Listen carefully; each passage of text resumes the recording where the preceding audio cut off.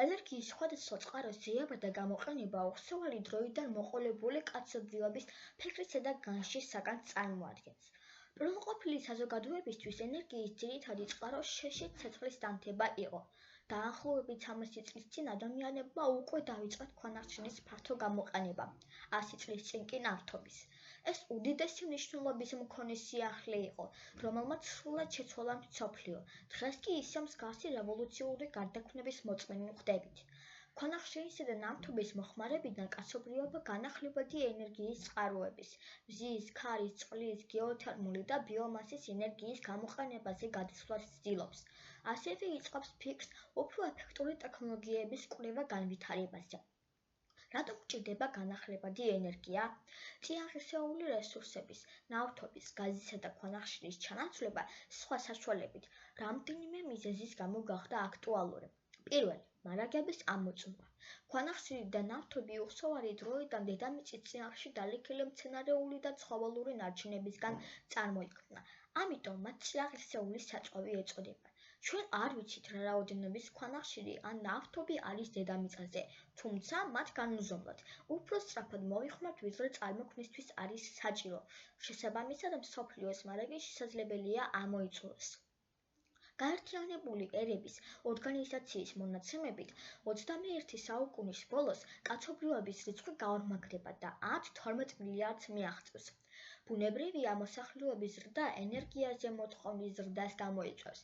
გაზრდილი მოთხოვნის დაკმაყოფილების წყარო განახლებადი ენერგია უნდა გახდეს. მეორე, გარემო.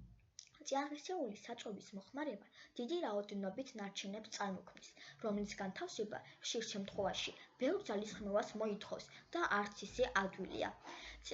ქვანახშირის, ნავთობის, გაზის მოპოვებისას ვრცელი ფართობების გათხრაა საჭირო. ამ დროს ბინძურდება უზარმაზარი ტერიტორია. ახლოს მცხოვრები მცენარეები, ცხოველები, ფრინველები და ადამიანები კი ზიანდება. მესამე, კლიმატის ცვლილება და გლობალური დათბობა.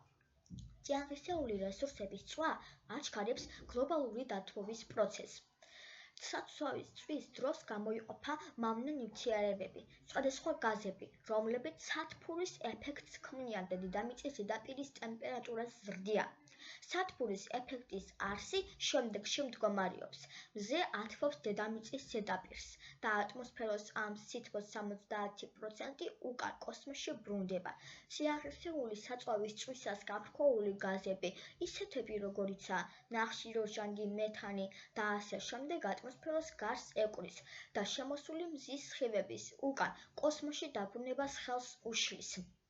ინახავს სითბოს, ანუ ქმნის სათბურის ეფექტს. შედეგად კი დედამიწაზე ტემპერატურა იზრდება. ამ ყველაფრის გათვალისწინებით დღეს წესრიგში დადგა სხვა ალტერნატიული რესურსების ძიებისა და გამოყენების საკითხი, რომელიც ზემოთ განხილული პრობლემებისაგან თავის აცილების საშუალებას მოგცემს და ენერგიაზე გაზრდილი მოთხოვნის დაკმაყოფილების წყაროც გახდება.